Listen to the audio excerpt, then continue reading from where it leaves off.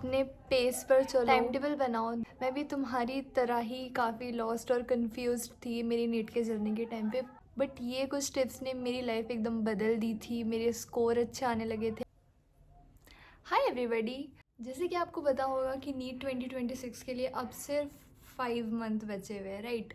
सो देखो, ये जो फेज़ होता है ना नीट का, ये सबसे ज़्यादा मेक और ब्रेक पॉइंट होता है। या तो तुम्हारी रैंक बहुत ऊपर जाएगी, या तो फिर तुम वहीं पे रोटेट करते रहोगे, टेस्ट दोगे, मार्क्स नहीं आएंगे, एनजाइटी बढ़ेगी।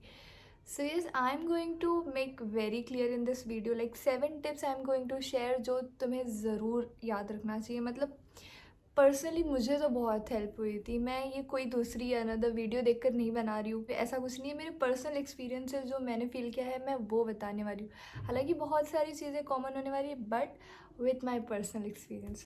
So yes, let's start. So सबसे पहले तो बात करते हैं सिलेबस की। मैं यहाँ पे दोनों की बात करूँगी, 12th वालों की और ड्रॉपर्स की। सबसे पहले 12th की बात करते हैं। सो आपके पास है अभी पूरा दिसंबर का मंथ, फिर फिर फेब में आपके होंगे बोर्ड्स के एग्ज़ाम। तो जनवरी को आपको पोर्शन कंप्लीशन के लिए नहीं रखना है, उसमें आपको सिर्फ भरपूर क्वेश्चन प्रैक्टिस करना है, क्योंकि आपको उतना टाइम वैसे भी नहीं मिलने वाला कि आप लेक्चर देख देख के पोर्शन कंप्लीट करो।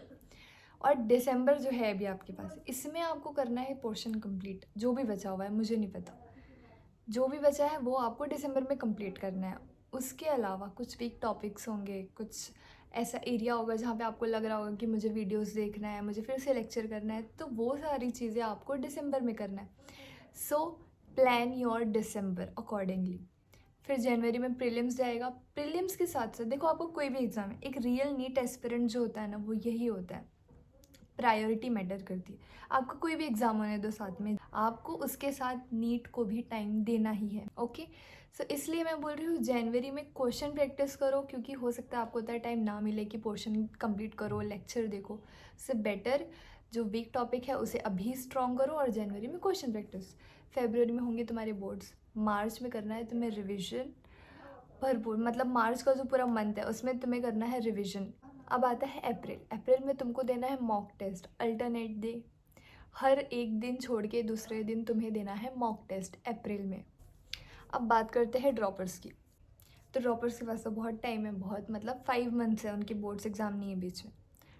तो तुम्हें क्या करना है कि तुम्हें जनवरी और दिसंबर, मतलब मैं मान के चल रही हूँ अगर तुम्हारा 50% पोर्शन कंप्लीट नहीं हुआ है तो जनवरी एंड दिसंबर, ये 2 मंथ काफ़ी है तुम्हारे पोर्शन कंप्लीशन के लिए। ये 2 महीने में तुम्हें पोर्शन कंप्लीट करना है, साथ साथ में टेस्ट भी देना है। फिर उसके बाद फेब आता है। फेब में तुम्हें देना है तुम्हारा फर्स्ट रिवीजन। मार्च अप्रैल, मार्च में भी रिवीजन करना है, साथ साथ में मॉक टेस्ट देना है। अप्रैल में भी मॉक टेस्ट देना है और अच्छे से एनालिसिस करना है। टेस्ट एनालिसिस बहुत इंपॉर्टेंट है, कैसे करना है मैं आगे बताऊंगी। देखो, अब सिलेबस कंप्लीट करने के ना 2 तरीके हैं। या तो तुम एक टेस्ट सीरीज़ ख़रीदो, उसके अकॉर्डिंग अपना पोर्शन कंप्लीट करो, जो भी उनका टाइम टेबल रहता है उसके अकॉर्डिंग अपना पोर्शन कंप्लीट कर लो, और उस पर स्टिक रहना इज़ इम्पॉर्टेंट, राइट। दूसरा, कि तुम्हारा अगर पोर्शन बहुत ज़्यादा बचा है, तुम्हें ऐसा लग रहा है कि अरे टेस्ट सीरीज़ में बहुत ज़्यादा गैप है, तुम्हें जनवरी तक ही पोर्शन कंप्लीट करना है, तो तुमको क्या करना है कि तुम विगरसली जैसा भी है लेक्चर देखो और question practice is must. As per my advice, go for first one. कोई भी एक टेस्ट सीरीज़ खरीदो, like Allen, Aakash, Achiever, PW, कोई भी जो तुमको अच्छा लग रहा है खरीदो, या फिर टेलीग्राम पे भी मिल जा रहे हैं। अब तो ख़रीदने की भी ज़रूरत नहीं, ऑनेस्टली टेलीग्राम पे मिल जाते हैं। Now coming to the second most important, that is time table. What I feel like कि तुम्हें टाइम टेबल 3 लेवल पे बनाना है। First month, second week, third तुम्हारे डेली बेसिस पे।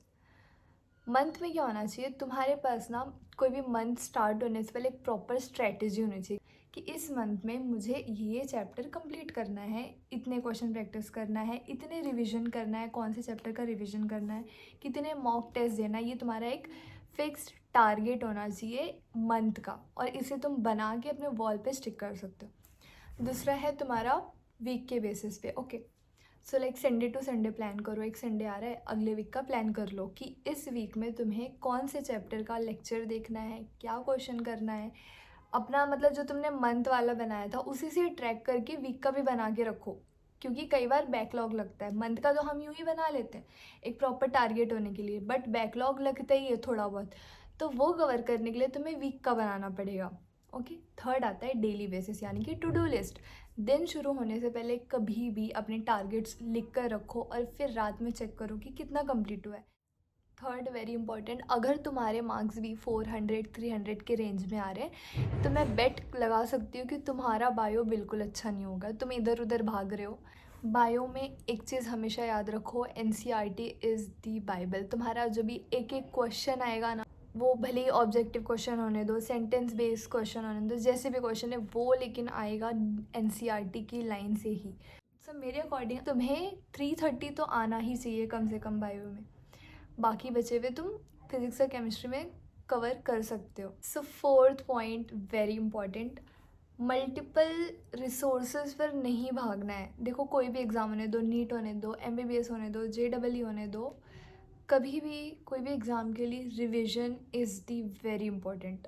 और अगर हम मल्टीपल रिसोर्स यूज़ करेंगे तो हम रिवीजन कैसे करेंगे? हम रिवीजन के टाइम पे खुद ही भूल जाते हैं कि अरे ये पहले तो मैंने इनका देखा था, अब इनका देखा, अब मैं क्या करूँ? तो रिवीजन नहीं हो पाता है। मेरे साथ भी हुआ था फर्स्ट ड्रॉप में, मैं बहुत मल्टीपल रिवीजन, मतलब मुझे जहाँ से भी मिलता था, जो भी नोट्स मिलते थे मैं रीड कर लेती थी और रिवाइज़ करने के टाइम पे समझ में नहीं आता था रिवीजन किसका करूँ।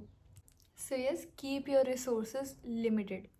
Fifth point that is revision. So तुम्हें करना है एक्टिव रिवीजन।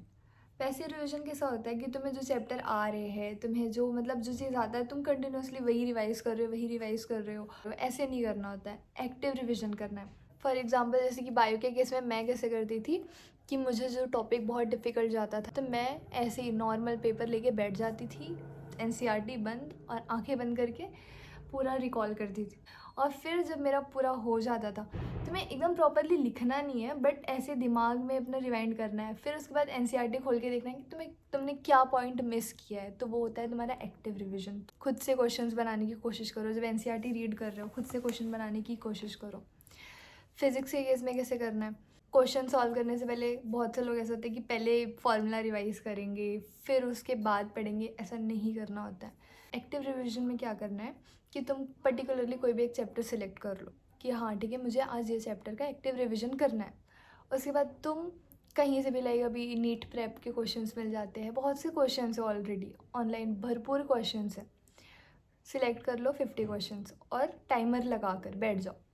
देखो 50 में से अगर तुमसे नहीं भी हो रहा है ना तो 30 क्वेश्चन तो हो सकते हैं ना, वो इजी होंगे, जो फार्मूला बेस्ड, जो तुमने फार्मूला याद किया होगा, वो 30 क्वेश्चन सॉल्व करो। 20 क्वेश्चन नहीं आ रहे छोड़ दो।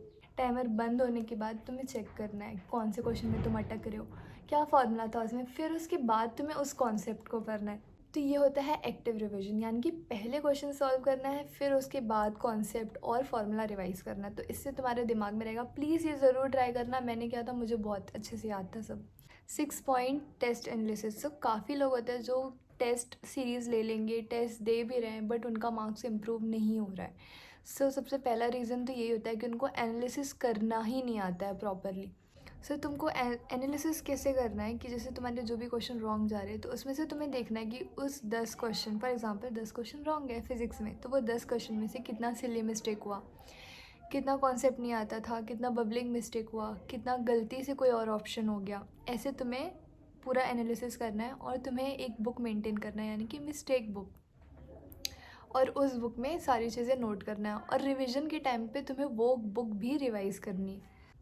Now the seventh point and the last point, that is mindset.